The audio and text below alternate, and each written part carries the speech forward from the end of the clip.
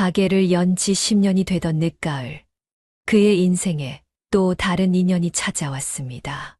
비가 추적추적 내리던 오후, 허리가 굽은 80대 할머니가 가게를 찾아왔습니다. 손주가 곧 취업 면접을 보는데 양복이 필요하다네요. 떨리는 목소리로 말씀하시는 할머니의 손에는 구겨진 5만 원권 한 장이 들려 있었습니다. 3개월에 걸쳐 분할 납부를 하고 싶다고 말씀하셨습니다. 할머니, 손주분은 어떤 일을 지원하시나요? 대기업이라나 우리 경주가 열심히 공부해서 서류는 붙었다네. 할머니의 이야기를 들으며 그의 마음이 뭉클해졌습니다. 매일 새벽 육교에서 야채를 파시며 손주를 키웠다는 이야기, 손주가 부모 없이 자랐다는 이야기, 마치 자신의 이야기를 듣는 것만 같았습니다. 어머님, 잠시만 기다려주세요. 그는 창고에서 가장 좋은 원단으로 만든 정장을 꺼내왔습니다. 아이고, 이렇게 좋은 옷은 안 돼요. 저희 그가 어떻게... 제가 선물로 드리고 싶습니다. 할머니의 눈에 눈물이 고였습니다. 그는 할머니의 손을 조심스레 잡았습니다. 사연을 듣고 난 후 각자의 의견을 댓글로 남겨주시기 바랍니다. 사소한 댓글이라도 사연자분에게 큰 힘이 될 수 있습니다. 각색될 수 있고 사연자분의 입장에서 구성될 수 있습니다. 김송원님의 불행은 7살 때부터 시작되었습니다. 그날은 유난히도 추운 겨울이었습니다. 어머니는 평소와 다름없이 그녀의 등교를 준비시켜 주었고 학교에 다녀오면 맛있는 저녁을 해주겠다고 약속했습니다. 하지만 그날 저녁 집으로 돌아온 그를 맞이한 건 텅 빈 집과 술에 취해 분노를 터뜨리는 아버지뿐이었습니다. 옆 동네 정육점 주인과 바람이 났다는 소문은 이미 동네를 떠돌고 있었습니다. 그는 어린 나이였지만 동네 아주머니들의 수군거림을 듣고 자랐고 어머니의 잦은 외출과 늦은 귀가를 보며 무언가 이상하다는 것을 느꼈습니다. 하지만 그녀는 상상조차 하지 못했습니다. 어머니가 정말로 집을 나갈 것이라고는. 정원아, 밥 먹었니? 매일 아침 할머니는 그의 방문을 조심스레 두드렸습니다. 어머니가 떠난 후 그녀의 유일한 보호자가 된 할머니는 손녀의 아침 식사부터 등하교까지 모든 것을 책임졌습니다. 하지만 할머니도 어쩔 수 없는 일이 있었습니다. 바로 매일 밤술에 취해 집안을 망가뜨리고 폭력을 휘두르는 아들의 모습이었습니다. 일용직으로 일하던 아버지는 어머니가 떠난 후 완전히 달라졌습니다. 일을 나가지 않는 날이 잦아졌고 얼마 되지 않는 일당을 모두 술값으로 탕진했습니다. 술에 취하면 그녀와 할머니에게 폭력을 휘둘렀고 때로는 이유 없이 집안 물건을 부수며 밤새 소리를 질렀습니다. 애비 속도 모르는 것이 내 애미가 날 버리고 간 게 다 내 탓이야. 그녀는 자주 이런 말을 들어야 했습니다. 어린 나이였지만 아버지의 말 한마디 한마디가 가슴 깊이 상처로 새겨졌습니다. 밤이면 이불 속에서 혼자 울었고 아침이면 멍든 자국을 긴 소매로 가린 채 학교에 갔습니다. 할머니는 그녀를 보호하려 했지만 한계가 있었습니다. 하나뿐인 아들이었기에 집에서 내쫓을 수도 없었고 경찰에 신고할 용기도 나지 않았습니다.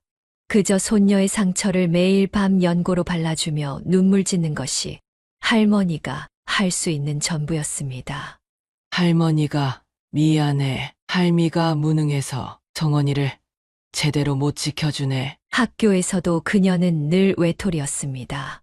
다른 아이들은 부모님과 함께하는 학교 행사에 들떠 있을 때 그녀는 혼자 구석에 앉아 있어야 했습니다. 선생님들은 그녀의 상황을 알고 있었지만 가정사에 깊이 관여하지 못했고 반 친구들은 그녀의 우울한 표정과 불안정한 태도를 이상하게 여겼습니다. 입학한 지 얼마 되지 않아 그의 성적은 점점 떨어졌습니다. 수업 시간에 집중하기 어려웠고 숙제를 제대로 해가는 일도 드물어졌습니다. 밤마다 이어지는 아버지의 폭력과 고함 소리에 제대로 된 잠을 이루지 못했기 때문입니다. 이렇게 그의 어린 시절은 불행 속에서 흘러갔습니다. 행복했던 기억이라고는 간간히 할머니가 몰래 사다 주시는 달고나와 아이스크림 뿐이었습니다. 어머니의 따뜻한 품도, 아버지의 다정한 눈빛도 그의 기억 속에서 점점 흐려져 갔습니다. 중학교 입학을 한 달 앞둔 겨울날, 세상이 또 한 번 그의 삶을 뒤흔들었습니다. 아침부터 심하게 토혈을 하던 아버지가 쓰러졌고 급히 병원으로 실려갔습니다.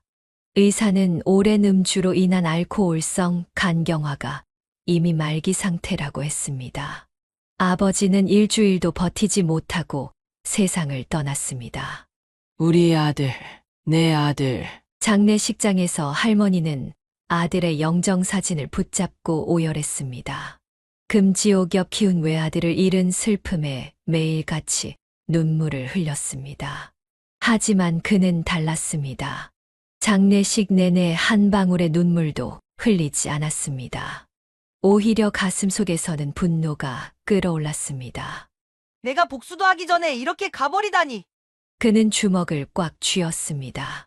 지난 몇 년간 아버지에게 받은 학대와 폭력에 대한 복수를 다짐했었는데 이제는 그마저도 할 수 없게 되었습니다. 아버지의 죽음은 그에게 또 다른 상처가 되었습니다. 장례를 치르고 난 후 집안의 분위기는 더욱 무거워졌습니다. 할머니는 아들의 제사상을 매일같이 차려놓고 울었고 밤이면 아들의 방을 들여다보며 한숨을 쉬었습니다. 그때마다 그의 가슴 속 분노는 더욱 커져갔습니다. 도대체 뭐가 그렇게 좋았다고 그런 사람을. 할머니의 슬픔을 이해할 수 없었습니다. 그의 기억 속 아버지는 폭력적이고 무서운 존재였을 뿐이었습니다. 하지만 할머니에게 아버지는 여전히 사랑스러운 아들이었습니다. 이런 할머니의 모습을 볼 때마다 그의 마음은 더욱 복잡해졌습니다. 중학교 입학식 날, 다른 아이들은 모두 부모님과 함께 왔지만 그는 혼자였습니다. 할머니는 아들의 제사를 지내느라 함께하지 못했습니다. 허전한 마음을 달래려 교문 앞에 서서 하늘을 올려다보았지만 그의 눈에는 분노의 색채만이 가득했습니다. 이제 아버지도 안 계신데 송원아, 공부 열심히 해서 좋은 대학 가야 해. 담임 선생님의 위로와 격려도 그의 귀에는 그저 공허한 말로만 들렸습니다. 이미 그의 마음속에는 복수할 대상을 잃어버린 허탈감과 분노만이 가득했습니다. 그리고 그 감정들은 점점 자신을 향한 파괴적인 행동으로 변해가기 시작했습니다. 밤이면 몰래 담배를 피우기 시작했고 수업 시간에는 자주 졸았습니다. 시험 성적은 바닥을 쳤고 선생님들의 꾸중이 잦아졌습니다. 하지만 그는 아무것도 신경 쓰지 않았습니다. 오히려 누군가가 자신을 혼내면 더욱 반항적인 태도를 보였습니다. 할머니, 저는 이제 학교 안 갈래요. 입학한 지 2달 만에 그는 이런 말을 했습니다. 할머니는 말리려 했지만 그의 마음은 이미 돌이킬 수 없는 방향으로 흘러가고 있었습니다. 아버지에 대한 미처 풀지 못한 분노와 원망이 자신을 파괴하는 방향으로 흐르고 있다는 것을 그 자신도 알지 못한 채 방황의 시작점에 서 있었습니다. 15살이 되던 해, 그의 삶은 완전히 달라졌습니다. 더 이상 학교에 가지 않았고 불량한 친구들과 어울리기 시작했습니다. 처음에는 단순한 무단결석이었지만 점차 패싸움과 가출로 이어졌습니다. 동네 골목에서 다른 학교 아이들과 싸움을 하다 경찰서에 끌려가는 일이 잦아졌습니다. 송원아, 이러다 너까지 아버지처럼 될까봐 할미가 겁이 나. 할머니의 떨리는 목소리가 그의 마음을 흔들었습니다. 할머니를 사랑했기에 마음 한구석이 아팠지만 그 순간에도 아버지의 사진을 보며 눈물 흘리는 할머니의 모습이 떠올라 가슴이 답답해졌습니다. 부모의 흔적이 남아있는 집안 곳곳이 그를 숨 막히게 했습니다.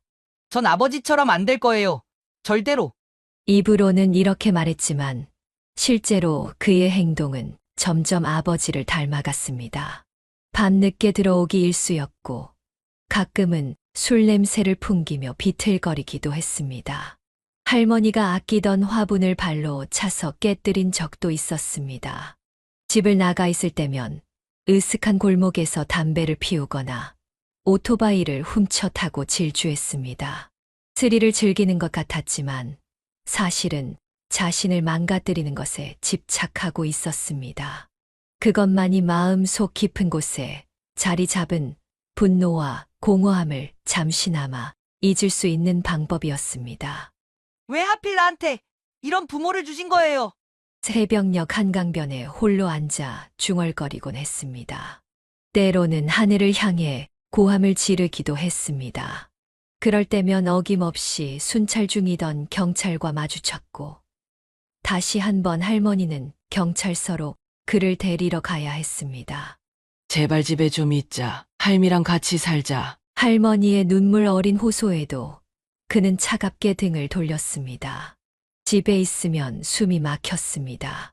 거실에 걸린 가족 사진, 아버지가 쓰던 물건들, 어머니가 두고 간 화장품 냄새. 모든 것이 그를 질식시켰습니다. 16이 되던 해에는 학교를 완전히 그만두었습니다. 담임 선생님이 집으로 찾아와 설득했지만 소용없었습니다. 대신 폐창고에 모이는 불량 청소년 무리와 어울렸고 그들과 함께 더 큰 일탈을 저질렀습니다. 이제 난 자유야. 아무도 날 구속하지 못해. 하지만 그의 눈빛은 자유롭지 않았습니다. 오히려 더 큰 감옥에 갇힌 것 같았습니다. 스스로를 망가뜨리면 망가뜨릴수록 마음속 상처는 더욱 깊어만 갔습니다. 할머니의 만류는 계속되었지만 그의 방황은 끝없이 이어졌습니다. 밤이면 몰래 할머니의 방문 앞에 서서 한참을 서 있곤 했습니다. 문 틈으로 새어나오는 흐느낌 소리에 가슴이 찢어질 듯 아팠지만 그는 차마 문을 열지 못했습니다. 대신 다시 한번 집을 나서며 어둠 속으로 발걸음을 옮겼습니다. 20살이 되던 해봄, 그의 인생에서 마지막 빛마저 사라졌습니다.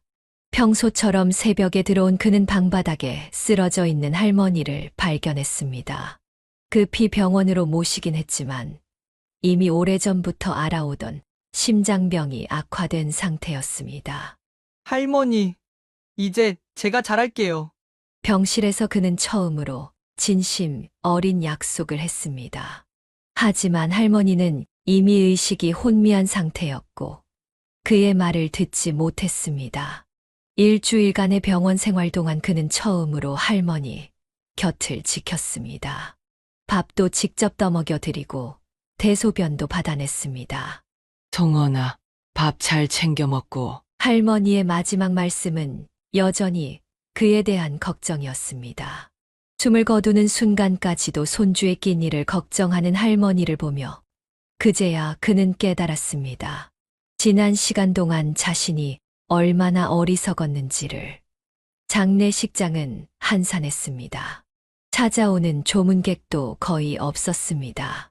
평생을 손주 뒷바라지 하느라 친구도 이웃도 만들 시간이 없었던 할머니의 쓸쓸한 마지막이었습니다. 그는 영정사진 앞에 무릎을 꿇고 앉아 밤새 울었습니다. 할머니, 죄송해요. 너무 죄송해요. 기억이 하나둘 떠올랐습니다. 술에 취해 들어오는 그를 매일 밤 현관에서 기다리던 모습. 경찰서에 불려가도 한마디 잔소리 없이 데리러 오시던 모습. 그의 방문 앞에서 끼니를 걱정하며 음식을 놓고 가시던 모습. 매 순간 자신을 위하는 마음뿐이었던 할머니의 사랑이 이제야 가슴에 사무쳤습니다. 장례를 치르고 빈집으로 돌아온 그는 처음으로 할머니의 방을 자세히 들여다보았습니다. 구석에 놓인 낡은 가방 안에는 그동안 그가 써놓고 간 쪽지들이 하나하나 고이 접혀 있었습니다. 거짓말 투성이었던 그의 쪽지들을 할머니는 하나도 버리지 않고 모두 간직하고 있었습니다. 서랍 안에서는 그의 어린 시절 사진들이 나왔습니다. 초등학교 입학식 때의 사진, 중학교 입학 전 찍은 교복 사진, 그리고 그 뒤에는 할머니가 삐뚤빼뚤한 글씨로 써놓은 일기가 있었습니다. 오늘도 우리 성원이가 학교에 안 갔다. 내가 잘못 키운 걸까? 우리 아들이 저 세상에서 원망할 것 같다. 하지만 성원이는 내 마지막 희망이다. 부디 바른 길로 갔으면. 눈물이 멈추지 않았습니다. 할머니의 일기장을 붙잡고 그는 밤새 울었습니다. 이제야 깨달았습니다. 할머니야말로 자신의 진정한 부모였다는 것을, 그 누구보다도 자신을 사랑했던 사람이었다는 것을. 하지만 이미 너무 늦어버렸습니다. 방 안 곳곳에서 할머니의 흔적이 보였습니다. 그동안 그가 싫어하던 집안의 모든 것들이 이제는 너무나 소중하게 느껴졌습니다. 심지어 아버지의 사진조차도 이제는 다르게 보였습니다. 할머니의 사랑이 담긴 시선으로 바라보니 그 속에서 아들을 걱정하는 어머니의 마음이 보였기 때문입니다. 할머니의 장례식 이후 그는 완전히 자포자기했습니다. 마지막 남은 빛마저 사라진 그의 삶은 더욱 어둠 속으로 빠져들었습니다. 처음에는 동네 조직의 말단으로 시작했지만 그의 거칠고 과감한 성격은 곧 조직 내에서 두각을 나타냈습니다. 이 새끼 죽고 싶어서 환장했나? 첫 번째 교도소 생활은 단순 폭행으로 시작되었습니다. 1년이라는 짧은 형이었지만 그곳에서 더 큰 조직과 연결되었고 출소 후에는 본격적인 깡패 생활이 시작되었습니다. 채권 추심이라는 명목으로 폭력을 일삼았고 불법 사채 업무도 맡았습니다. 할머니, 전 이제 구제불능인가 봅니다. 두 번째 수감 생활은 2년이었습니다. 특수상해로 실형을 선고받았습니다. 교도소에서 밤마다 할머니의 꿈을 꾸었지만 출소하자마자 다시 조직으로 돌아갔습니다. 돌아갈 곳도 할 수 있는 일도 없었기 때문입니다. 29이 되던 해 세 번째 수감 생활이 시작되었습니다. 이번에는 더 큰 죄목이었습니다. 조직 폭력과 공갈죄가 더해져 3년형을 선고받았습니다. 교도소에서 할머니의 제삿날이 돌아올 때면 밤새 잠을 이루지 못했습니다. 30살이 되어 출소했을 때 그의 손에는 겨우 100만 원의 출소자 지원금이 들려 있었습니다. 앞으로 무엇을 해야 할지, 어디서 살아야 할지 아무런 계획이 없었습니다. 그저 습관처럼 술을 마시며 거리를 배회했습니다. 출소 한 달째 되던 날 밤이었습니다. 늦은 시간 포장마차에서 술을 마시고 나오다가 골목길에서 비명소리를 들었습니다. 술에 취한 남자가 한 여성의 팔을 붙잡고 끌고 가려 하고 있었습니다. 나요. 누가 좀 도와주세요. 순간 그의 발걸음이 멈췄습니다. 이전 같았으면 모른 척 지나쳤을 상황이었습니다. 하지만 그날따라 할머니의 마지막 모습이 떠올랐습니다. 자신 같은 사람 때문에 또 다른 누군가의 가족이 눈물을 흘릴 수도 있다는 생각이 스쳤습니다. 그만하시죠. 그가 남자의 어깨를 잡았습니다. 하지만 술에 취한 남자는 오히려 그에게 달려들었습니다. 주먹 다짐이 시작되었고 깨진 소주병에 그의 얼굴이 크게 다쳤습니다. 하지만 이상하게도 마음은 편안했습니다. 괜찮으세요? 빨리 병원에 가보셔야 할 것 같은데. 그가 구해준 여성은 놀란 얼굴로 그를 걱정했습니다. 오랜만에 듣는 따뜻한 목소리였습니다. 할머니 이후로 처음이었습니다. 누군가가 자신을 걱정해주는 그 감정이 갑자기 그의 가슴을 울렸습니다. 전치 3주래요. 제가 치료비는 꼭 책임질게요. 처음으로 자신이 한 행동에 대가가 아닌 보람을 느꼈습니다. 비록 얼굴에는 깊은 상처가 났지만 마음속 깊은 곳에서 무언가가 움직이기 시작했습니다. 어쩌면 이것이 할머니가 그토록 바라던 그의 모습이었을지도 모른다는 생각이 들었습니다. 이제 달라져야 할 때인가 봅니다. 병원 침대에 누워 천장을 바라보며 그는 중얼거렸습니다. 깊은 한숨과 함께 지난 시간이 주마등처럼 스쳐 지나갔습니다. 그리고 처음으로 미래에 대한 희망을 품어보았습니다. 그날 이후 그의 인생은 새로운 국면을 맞이했습니다. 그를 구해준 여성은 재단사 천윤이었습니다. 윤희는 근처 맞춤 의상실에서 일하는 재단사였고 야근을 마치고 귀가하던 중이었습니다. 처음에는 그저 도와준 은인에 대한 보답으로 병원비를 책임지겠다던 윤희였지만 매일같이 병실을 찾아왔습니다. 오늘은 영양식 좀 해왔어요. 먹어보실래요? 아, 저 같은 사람한테 이러실 필요 없는데. 필요 있고 없고는 제가 정하는 거예요. 윤희의 목소리에는 언제나 따뜻함이 묻어났습니다. 처음에는 그저 의무감에서 비롯된 방문이라고 생각했지만 점차 그녀의 진심이 느껴지기 시작했습니다. 퇴원 후에도 윤희는 그를 잊지 않았습니다. 일주일에 한 번씩 그의 상처 경과를 확인한다는 명목으로 만남을 이어갔습니다. 하지만 어느 날 우연히 그의 전과 사실을 알게 되었습니다. 전과 3번이나 있으셨던 거예요. 윤희의 목소리가 떨렸습니다. 그는 이제 끝이라고 생각했습니다. 모든 사람들이 그랬듯 윤희도 자신을 떠날 것이라 확신했습니다. 하지만 윤희는 달랐습니다.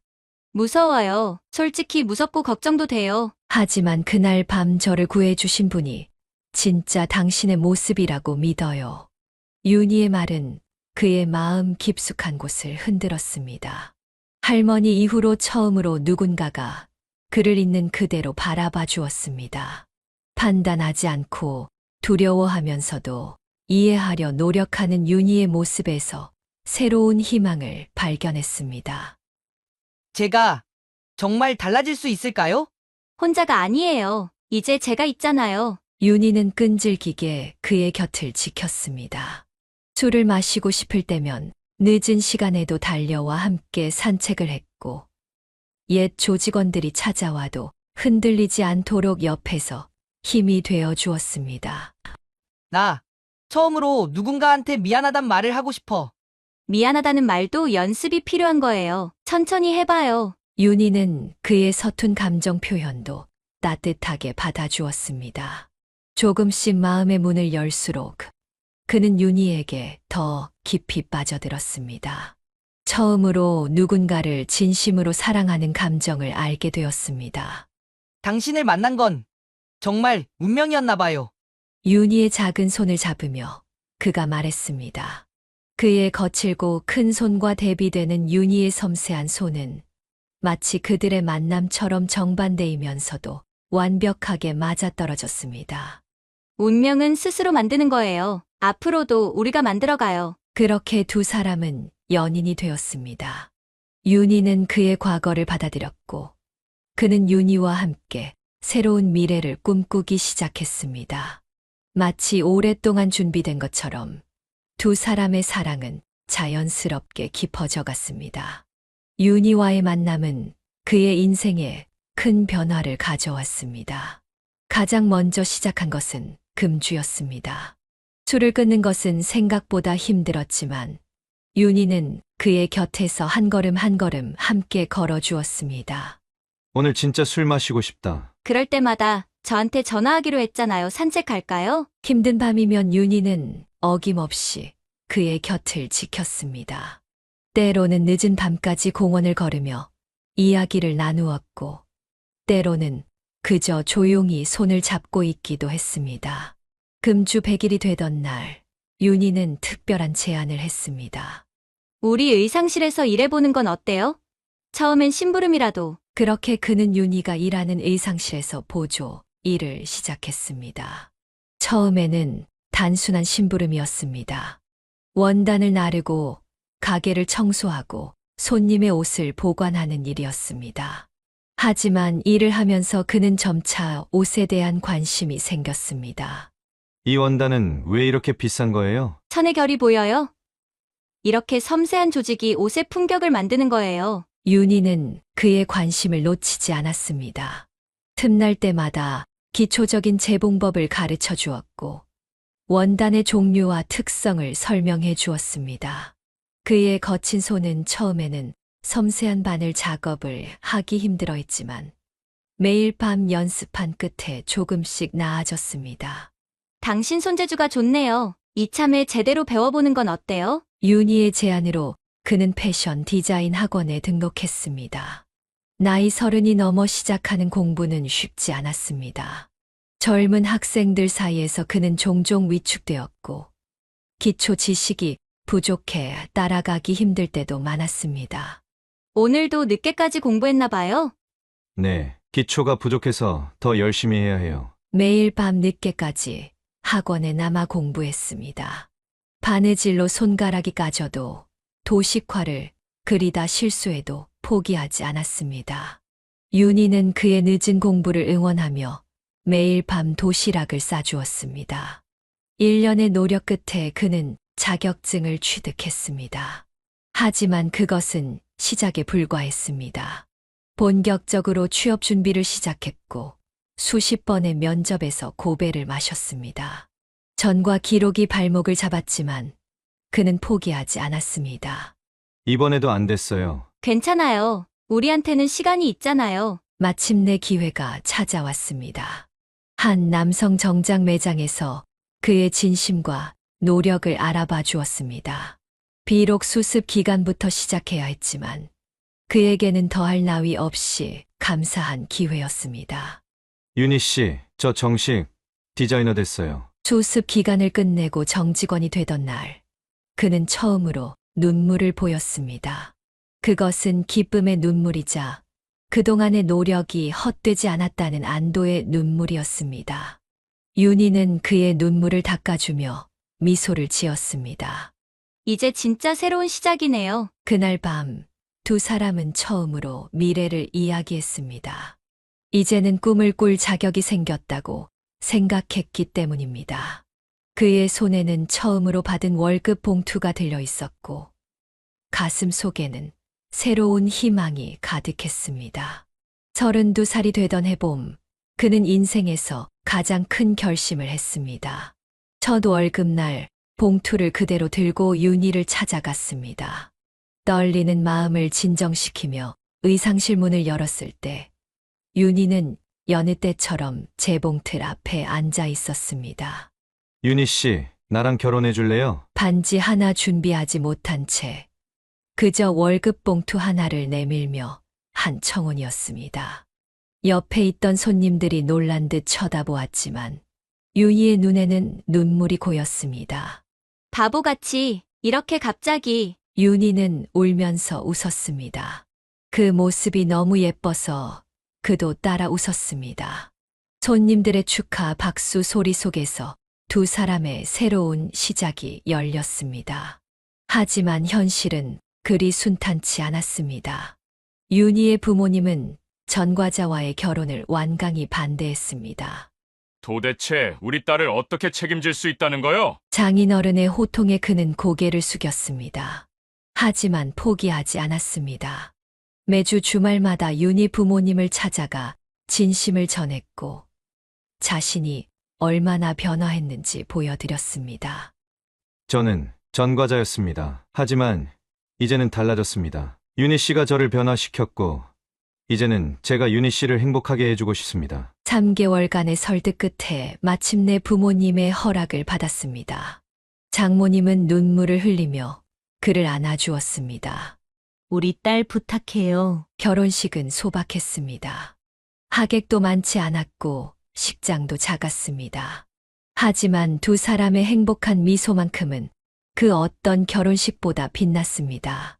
식을 올리는 내내 그는 하늘에 계신 할머니를 생각했습니다. 신혼집은 작은 월세 원룸이었습니다. 살림살이도 변변치 않았지만 서로를 사랑하는 마음만은 넘쳐났습니다. 윤희는 출근하는 그를 위해 매일 아침 일찍 일어나 도시락을 싸주었고, 그는 퇴근길에 항상 윤희가 좋아하는 꽃을 한 송이씩 사왔습니다. 여보, 오늘은 무슨 꽃이에요? 장미, 우리 처음 만난 날 기억나? 결혼 생활 4년째, 더할 나위 없는 기쁜 소식을 접했습니다. 윤희의 뱃속에서 새 생명이 자라고 있다는 것이었습니다. 그는 병원 검사 결과지를 받아들고 한참을 울었습니다. 나 아빠가 되는 거야? 딸아이가 태어났을 때 그는 생전 처음으로 자신이 누군가의 전부가 될 수 있다는 것을 느꼈습니다. 작고 여린 아기의 손가락이 그의 손가락을 꼭 쥐었을 때 세상 전부를 가진 것 같은 행복이 밀려왔습니다. 우리 딸, 아빠가 꼭 행복하게 해줄게. 매일 밤 아기의 숨소리를 들으며 그는 자신의 과거를 생각했습니다. 한때는 나락으로 떨어졌던 자신이 이제는 한 가정의 가장이 되어 있었습니다. 옆에서 잠든 윤희의 모습을 바라보며 그는 이 행복을 지키기 위해 더욱 열심히 살아야겠다고 다짐했습니다. 행복은 너무나도 순식간에 무너졌습니다. 결혼 10년째 되던 해 여름, 윤희가 갑자기 기침을 심하게 하기 시작했습니다. 처음에는 단순한 감기라고 생각했지만 점점 증상이 심해졌습니다. 괜찮아요. 곧 나을 거예요. 윤희는 항상 그렇게 말했습니다. 하지만 기침은 점점 더 심해졌고 체중은 눈에 띄게 줄어들었습니다. 결국 그는 윤희를 강제로 병원으로 데려갔습니다. 검사 결과는 청천벽력과도 같았습니다. 폐암 말기입니다.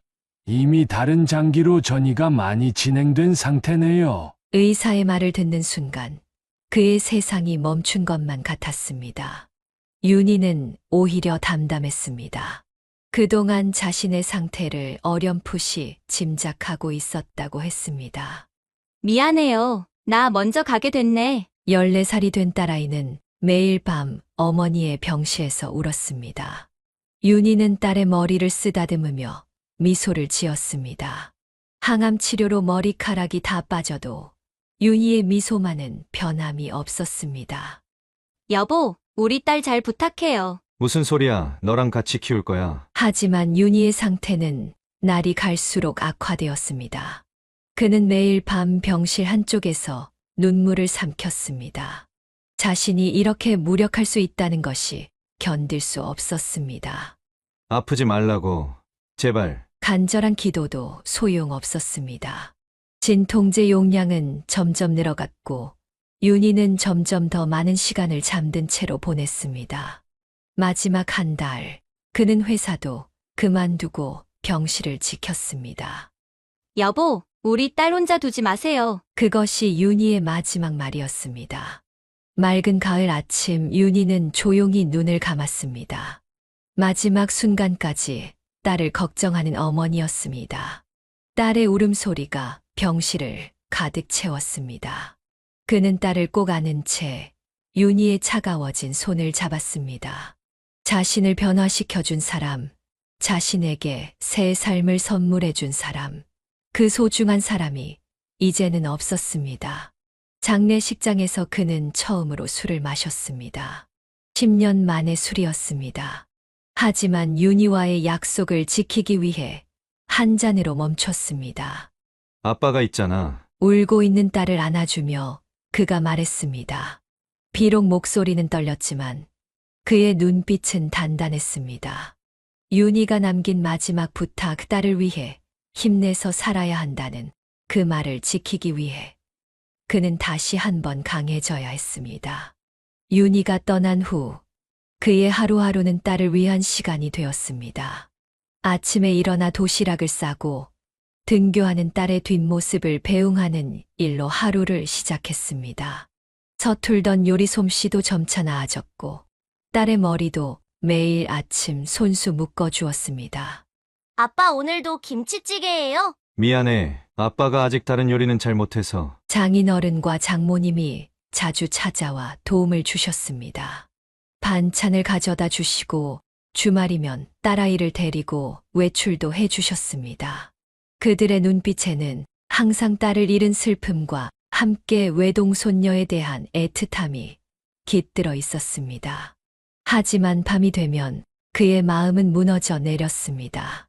딸이 잠든 것을 확인하고 나면 베개에 얼굴을 묻고 소리 없이 울었습니다. 윤희의 흔적이 남아있는 옷장을 열 때마다, 그녀의 향기가 느껴질 때마다 가슴이 미어졌습니다. 여보, 나 잘하고 있는 거 맞아? 매일 밤 윤희의 사진을 보며 중얼거렸습니다. 딸아이가 사춘기에 접어들면서 엄마를 찾는 날이면 그는 더욱 더 자신의 무력함을 실감했습니다. 아빠, 나 엄마가 보고 싶어. 그럴 때면 그저 딸을 안아줄 수밖에 없었습니다. 말로는 표현할 수 없는 그리움을 서로의 온기로 달랬습니다. 윤희가 떠난 지 5년, 그는 마침내 자신의 가게를 열었습니다.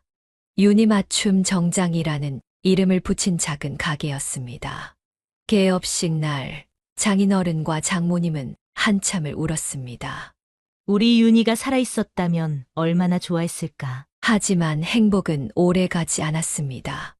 그해 겨울 장인어른이 뇌졸중으로 쓰러지셨고 반년간의 투병 끝에 세상을 떠나셨습니다. 3년 후에는 장모님마저 심장마비로 갑자기 돌아가셨습니다. 이제 정말 우리 둘만 남았네. 19살이 된 딸과 마주 앉아 저녁을 먹으며 그가 말했습니다. 딸은 아버지의 주름진 얼굴을 물끄러미 바라보았습니다.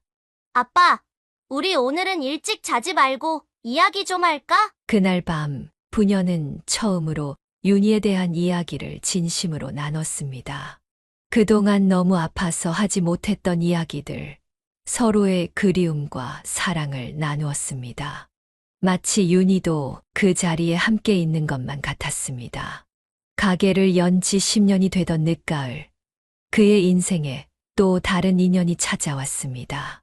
비가 추적추적 내리던 오후, 허리가 굽은 80대 할머니가 가게를 찾아왔습니다. 낡은 비닐우산을 든 할머니의 모습에서 문득 자신의 할머니가 떠올랐습니다. 손주가 곧 취업 면접을 보는데 양복이 필요하다네요. 떨리는 목소리로 말씀하시는 할머니의 손에는 구겨진 5만 원권 한 장이 들려 있었습니다. 3개월에 걸쳐 분할 납부를 하고 싶다고 말씀하셨습니다. 할머니, 손주분은 어떤 일을 지원하시나요? 대기업이라나 우리 경주가 열심히 공부해서 서류는 붙었다네. 할머니의 이야기를 들으며 그의 마음이 뭉클해졌습니다. 매일 새벽 육교에서 야채를 파시며 손주를 키웠다는 이야기, 손주가 부모 없이 자랐다는 이야기, 마치 자신의 이야기를 듣는 것만 같았습니다. 어머님, 잠시만 기다려주세요. 그는 창고에서 가장 좋은 원단으로 만든 정장을 꺼내왔습니다. 올해 초에 새로 들여온 이태리 원단으로 만든 것이었습니다. 할머니는 당황하신 듯 했습니다. 아이고, 이렇게 좋은 옷은 안 돼요. 저희 그가 어떻게... 제가 선물로 드리고 싶습니다. 할머니의 눈에 눈물이 고였습니다. 그는 할머니의 손을 조심스레 잡았습니다. 저도 할머니 손에 자랐습니다. 그리고 지금은 하늘나라에 계시지만 제가 이 자리에 있게 해주신 분이에요. 옷을 고르는 동안 할머니는 손주 이야기를 하시며 연신 눈물을 훔치셨습니다. 부모를 일찍 여의고 할머니 손에서 자란 손주가 얼마나 착하고 성실한지, 매일 밤늦게까지 공부하는 모습을 보며 얼마나 대견했는지. 우리 경주가 취직하면 제일 먼저 할머니 일 그만두시게 하겠다고 했어요. 그 말을 듣는 순간 그의 눈시울이 붉어졌습니다. 문득 자신의 할머니가 떠올랐고 윤희가 떠올랐습니다. 그리고 지금 대학생이 된 딸아이도 생각났습니다. 할머니, 손주분 직접 모시고 와주세요. 제가 꼭 맞도록 수선해드리겠습니다. 며칠 후 25살의 청년이 할머니와 함께 가게를 찾았습니다. 단정하고 성실해 보이는 청년의 모습에서 그는 자신의 젊은 시절과는 다른 희망찬 미래를 보았습니다. 정말 감사합니다. 이렇게 좋은 옷을. 청년의 눈에도 눈물이 맺혔습니다. 그는 정장을 입고 있는 청년의 모습을 거울로 비춰주며 말했습니다. 이 옷을 입고 꼭 합격하세요. 그리고 할머니, 은혜를 잊지 마세요. 비가 그친 하늘에 무지개가 떴습니다. 할머니와 손주가 떠나는 뒷모습을 바라보며 그는 오랜만에 가슴이 따뜻해지는 것을 느꼈습니다. 한 달 후 경주가 다시 가게를 찾아왔습니다. 면접 결과는 좋지 않았다고 했습니다. 실력은 인정받았지만 경력이 없다는 이유로 탈락했다는 것이었습니다. 그의 눈에는 실망감이 가득했지만 할머니께 죄송하다는 말만 반복했습니다. 경주 씨, 우리 가게에서 일해보는 건 어떠세요? 갑작스러운 제안에 경주는 놀란 듯 했습니다. 하지만 그의 눈빛에서 진심 어린 감사와 기대가 느껴졌습니다. 정말 괜찮으시겠습니까? 난 당신의 성실함이 마음에 들어요. 옷 만드는 일은 재능도 중요하지만 무엇보다 정직과 성실함이 필요한 일이니까요. 그렇게 경주는 그의 첫 제자가 되었습니다. 처음에는 단순한 심부름부터 시작했습니다. 원단을 정리하고 가게를 청소하고 손님의 치수를 재는 일을 배웠습니다. 놀라운 것은 경주의 꼼꼼함이었습니다. 선생님, 이 원단들을 색상별, 재질별로 분류해 보았습니다. 어머, 이렇게 체계적으로 정리할 생각은 미처 못했네요. 경주의 성실함은 그의 예상을 뛰어넘었습니다. 밤늦게까지 남아 재봉틀 사용법을 연습했고 휴일에도 찾아와 옷본을 그리는 연습을 했습니다. 특히 손재주가 좋아 바느질을 배우는 속도가 놀라웠습니다. 경주야, 오늘은 이쯤 하고 들어가지 그래. 조금만 더 연습하고 가겠습니다. 이 부분이 아직 미숙해서요. 그의 모습에서 자신의 젊은 시절이 떠올랐습니다. 윤희에게 배우던 그때처럼 인수도 순수한 열정으로 가득 차 있었습니다. 3개월이 지났을 때 경주는 이미 간단한 수선을 혼자 할 수 있을 정도로 성장했습니다. 6개월이 되자 기본적인 재단도 가능해졌습니다. 그의 실력은 날이 갈수록 놀라운 속도로 발전했습니다. 선생님, 제가 처음으로 혼자 만든 조끼인데 봐주시겠습니까? 경주가 만든 첫 조끼를 보며 그는 감동했습니다. 바느질 하나하나가 정성스러웠고 디자인도 젊은 감각이 돋보였습니다. 무엇보다 옷에 대한 진심이 느껴졌습니다. 경주야, 넌 정말 재능이 있어. 이제 본격적으로 정장 제작을 가르쳐 주마. 스승의 칭찬에 경주의 눈시울이 붉어졌습니다. 할머니께서도 손자의 변화를 기뻐하셨습니다. 이제는 새벽 야채 장사를 그만두시고 집에서 쉬실 수 있게 되었다며 행복해 하셨습니다. 선생님, 저에게 새로운 삶을 주셔서 감사합니다. 그 말을 들으며 그는 문득 윤희를 떠올렸습니다. 한때 자신에게 새로운 삶을 선물해 준 그녀처럼 이제는 자신이 누군가에게 그런 존재가 되어 있었습니다. 시간이 흐르면서 두 가족의 인연은 더욱 깊어졌습니다. 경주의 할머니는 틈날 때마다 가게에 들러 반찬을 가져다 주셨고 그의 딸 미연이도 할머니의 정성이 담긴 음식을 즐겁게 먹었습니다. 처음에는 서로 조심스러워하던 사이였지만 이제는 진정한 가족이 되어가고 있었습니다. 할머니, 오늘은 김치찌개 냄새가 너무 좋아요. 우리 미연이가 좋아하니까 할미가 더 자주 해다 줘야겠구나. 요즘 살도 너무 빠진 것 같아서 걱정이야. 할머니는 미연이를 볼 때마다 눈시울을 적시곤 했습니다. 일찍 어머니를 여인 미연이가 안쓰러우면서도 한편으로는 친손녀처럼 느껴진다고 하셨습니다. 특히 미연이가 공부하느라 끼니를 거르지는 않을까 걱정하시며 매일같이 이런저런 반찬을 준비하셨습니다. 할머니, 이번 주말에 같이 시장 구경 가요. 제가 맛있는 거 사드릴게요. 복날인데 삼계탕도 같이 먹어요. 아이고, 우리 미연이 그런 돈 아껴두었다가 옷이나 사. 이런 대화가 오갈 때면 그는 문득 윤희를 떠올렸습니다. 윤희도 분명 이런 모습을 보면서 흐뭇해했을 것 같았습니다. 특히 미연이가 할머니의 손을 잡고 장을 보러 가는 모습은 마치 친손녀와 다름없었습니다. 주말이면 네 사람이 함께 식사를 하는 일이 잦아졌습니다. 그는 가게 문을 일찍 닫고 집으로 돌아와 경주와 함께 저녁 준비를 했고, 할머니와 미연이는 거실에서 도란도란 이야기를 나누었습니다. 때로는 경주가 배운 새로운 요리법으로 특별한 저녁을 준비하기도 했습니다. 아버님, 이제 저희가 한 식구 같아요. 경주의 말에 그는 따뜻한 미소를 지었습니다. 정말로 그랬습니다. 어느새 네 사람은 서로의 빈자리를 자연스럽게 채워주고 있었습니다. 할머니는 미연이에게 어머니의 빈자리를, 미연이는 할머니에게 손녀의 자리를, 그리고 경주는 그에게 아들의 자리를 내어주었습니다. 오늘은 제가 설거지 할게요. 아니야. 내가 할게. 너는 피곤할 텐데. 부엌에서 들리는 미연이와 경주의 다정한 실랑이를 들으며 그는 이런 일상의 소소한 행복을 깊이 감사하게 되었습니다. 특히 경주가 미연이를 진심으로 걱정하고 챙기는 모습은 그의 마음을 따뜻하게 만들었습니다. 할머니는 종종 아내 이야기를 꺼내셨습니다. 처음에는 조심스러워 하셨지만 이제는 자연스럽게 윤희를 추억하는 이야기를 나누었습니다. 그럴 때마다 미연이는 조용히 귀 기울여 들었고 경주는 따뜻한 눈빛으로 그들을 바라보았습니다.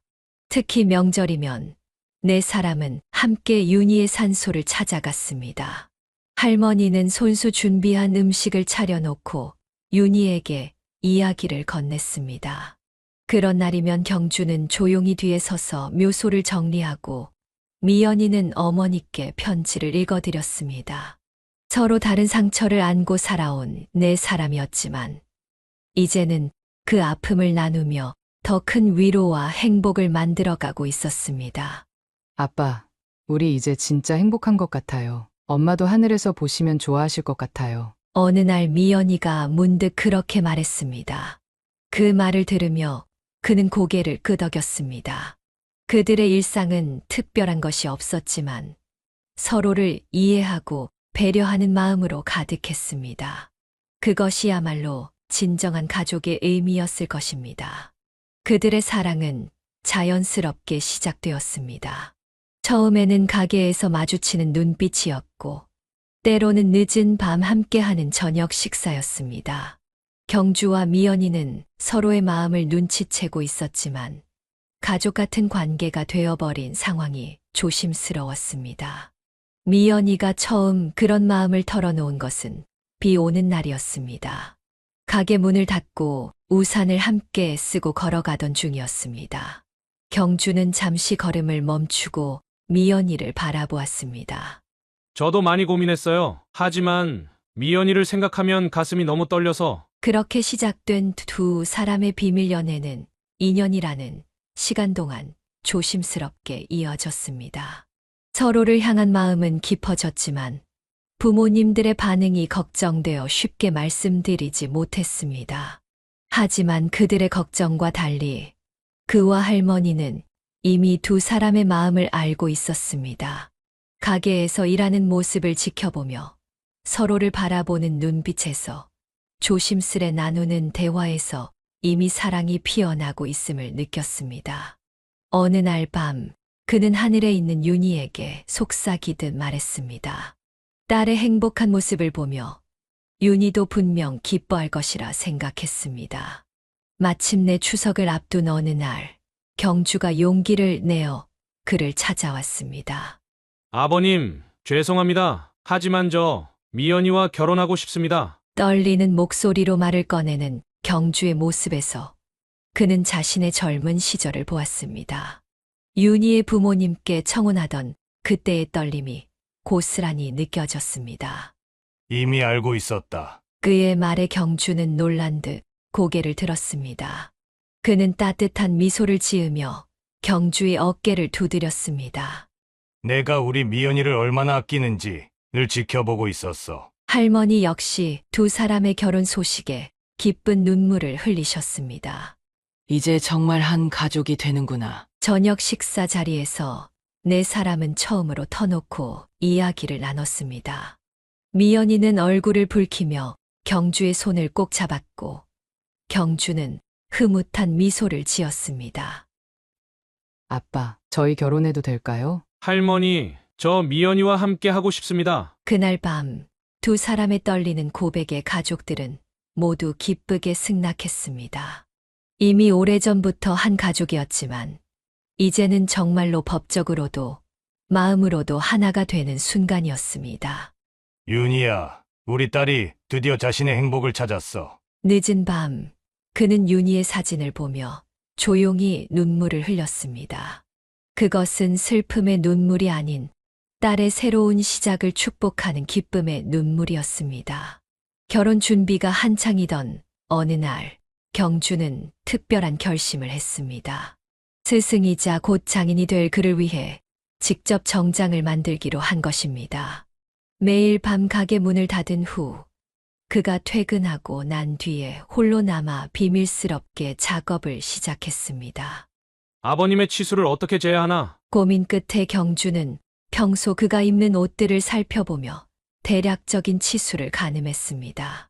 하지만 완벽한 맞춤을 위해서는 정확한 치수가 필요했습니다. 어느 날 그가 옷을 갈아입으러 탈의실에 들어간 사이 몰래 줄자로 걸려있는 재킷의 치수를 재기도 했습니다. 어머, 경주 씨 아직도 안 갔어요? 미연이가 가게에 들렀다가 늦게까지 일하는 경주를 발견했습니다.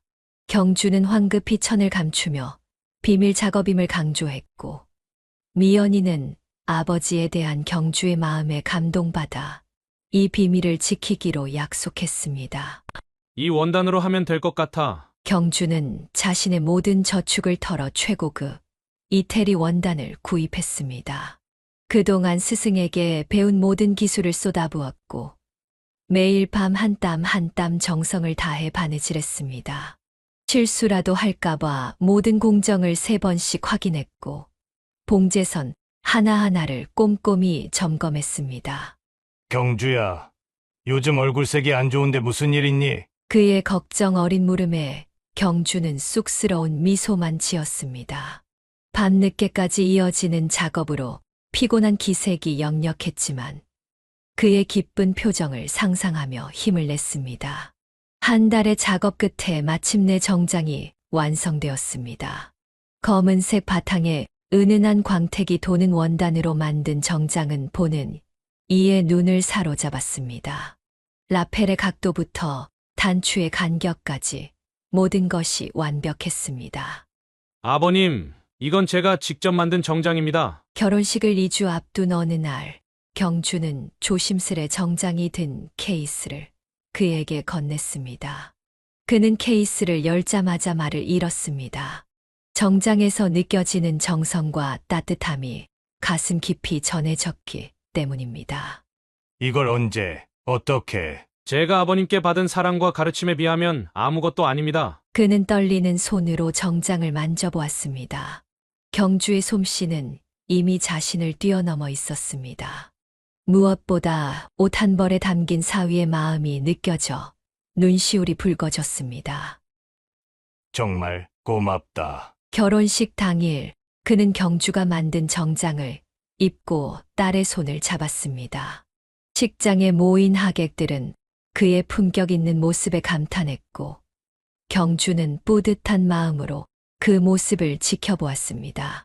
정장은 단순한 옷이 아닌 스승과 제자, 장인과 사위 사이의 깊은 애정이 담긴 특별한 선물이 되었습니다. 8개월간의 준비 끝에 맞이한 결혼식 날, 하늘은 유난히 맑았습니다. 화사한 웨딩드레스를 입은 미연이는 그의 팔짱을 끼고 입장했고 경주는 긴장된 표정으로 제단 앞에 서 있었습니다. 하지만 그보다 더 긴장한 것은 양가의 부모님들이었습니다. 할머니는 결혼식이 시작되기 전부터 눈시울을 붉히셨습니다. 손수건으로 연신 눈물을 닦으시면서도 경주와 미연이를 바라보는 눈빛은 한없이 자랑스러웠습니다. 평생 고생만 하던 손자가 이제 행복한 가정을 이루는 모습에 가슴이 벅차오르는 듯 했습니다. 이제 제가 미연이를 평생 책임지고 행복하게 해주겠습니다. 경주의 서약을 듣는 순간 그는 더 이상 눈물을 참을 수 없었습니다. 윤희가 떠난 후 혼자 키운 딸이 이제 누군가의 아내가 된다는 사실이 실감나지 않았습니다. 축사를 하려 단상에 올랐을 때는 목이 메어 한동안 말을 잇지 못했습니다. 경주야, 미연아, 너희들이 서로를 만난 것은 우리 모두에게 축복이었다. 떨리는 목소리로 시작한 축사였지만 그의 진심 어린 말에 하객들도 함께 눈시울을 적셨습니다. 특히 할머니는 손수건이 다 젖도록 울었습니다. 이제 정말 한 가족이 되었구나. 결혼식이 끝나고 신혼여행을 떠난 두 사람을 배웅하며 그와 할머니는 서로를 바라보며 미소 지었습니다. 하지만 그것이 할머니의 마지막 미소가 될 줄은 아무도 몰랐습니다. 결혼 한 달 후 갑작스러운 소식이 전해졌습니다. 할머니가 새벽에 조용히 눈을 감으셨다는 것이었습니다. 전날까지도 손자 부부의 저녁을 챙기시던 분이었는데 마치 모든 걱정을 내려놓으신 듯 평화로운 얼굴로 영면하셨습니다. 장례식장에서 경주는 오열했습니다. 평생 자신을 키워주신 할머니, 부모의 빈자리를 채워주신 유일한 가족을 잃은 슬픔이 북받쳤습니다. 비가 오는 날 할머니의 무덤 앞에 엎드려 우는 경주의 모습은 보는 이의 마음을 아프게 했습니다. 그는 경주의 어깨를 붙잡고 일으켜 세웠습니다. 할머니의 마지막 모습이 떠올랐습니다.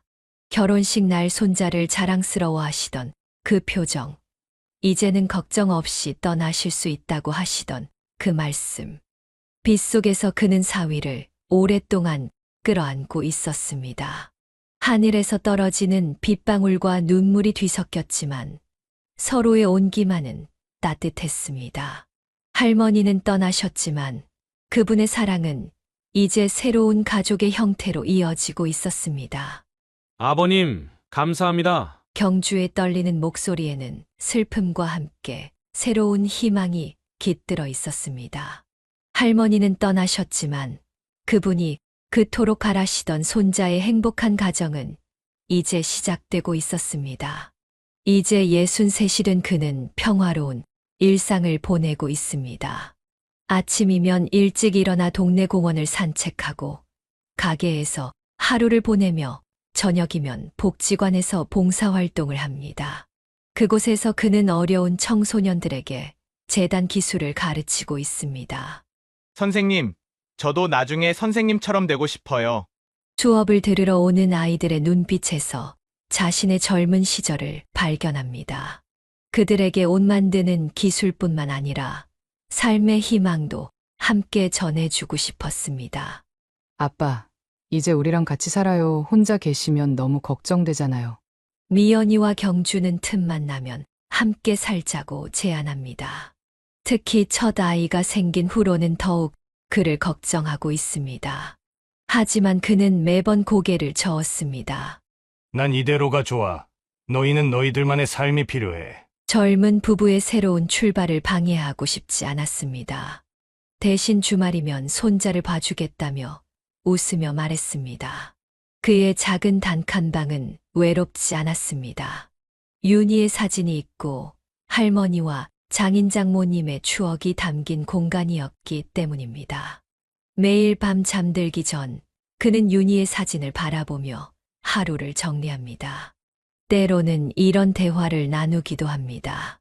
여보, 우리 딸이 이제 엄마가 됐어. 당신도 할머니가 된 거야.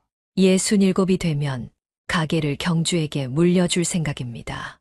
이미 경주의 실력은 그를 뛰어넘었고 새로운 디자인으로 젊은 고객들의 마음도 사로잡았습니다.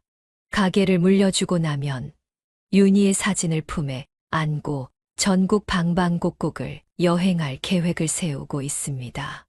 여보, 우리가 못 가본 곳들 이제 다 가보려고 해. 봄에는 진달래 피는 지리산을, 여름에는 시원한 동해 바다를, 가을에는 단풍 드는 설악산을, 겨울에는 눈 내리는 한라산을 찾아가고 싶습니다. 젊어서 윤희와 함께 꿈꾸었던 여행을 이제라도 이루고 싶었습니다. 할아버지, 나랑 놀아주세요. 어린 손자가 찾아올 때면 그의 주름진 얼굴에 환한 미소가 피어납니다. 손자의 웃음소리는 그의 작은 집을 가득 채우고 그 순간만큼은 세상 모든 행복이 이곳에 있는 것만 같습니다. 아버님, 저희가 잘하고 있죠? 경주가 종종 찾아와 이런 질문을 합니다. 그때마다 그는 고개를 끄덕이며 미소 짓습니다. 경주와 미연이는 서로를 아끼며 행복한 가정을 이루어가고 있습니다. 두 사람이 서로를 바라보는 눈빛에서 그는 자신과 윤희의 젊은 시절을 봅니다. 너희들은 충분히 잘하고 있어. 나머지는 시간이 해결해 줄 거야. 이제 그의 하루하루는 감사함으로 가득합니다. 힘들었던 과거도 아픈 기억도 모두 지금의 자신을 만든 소중한 시간이었음을 깨닫습니다. 할머니, 윤희의 장인어른, 장모님, 모두들 잘 지켜보고 계시죠? 밤하늘의 별들을 바라보며 그는 중얼거립니다. 이제는 슬픔보다 감사함이 더 큽니다. 자신의 인생에 찾아온 모든 인연들이 감사하고 그들이 남긴 사랑의 흔적들이 소중합니다.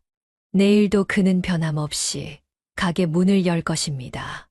누군가의 특별한 순간을 위해 정성스레 옷을 만들고 그들의 이야기에 귀 기울일 것입니다. 그리고 언젠가 마지막 제단을 하는 날이 오면 그때는 윤희의 사진을 품에 안고 새로운 여행을 떠날 것입니다. 여보, 조금만 더 기다려요. 우리 곧 다시 함께할 수 있을 거예요. 사연을 듣고 댓글을 남겨주시기 바랍니다. 사소한 의견일지라도 사연자분에게는 큰 힘이 됩니다. 노골적인 악성 댓글은 사연자분에게 상처가 될 수 있으니 삼가주시기 바랍니다.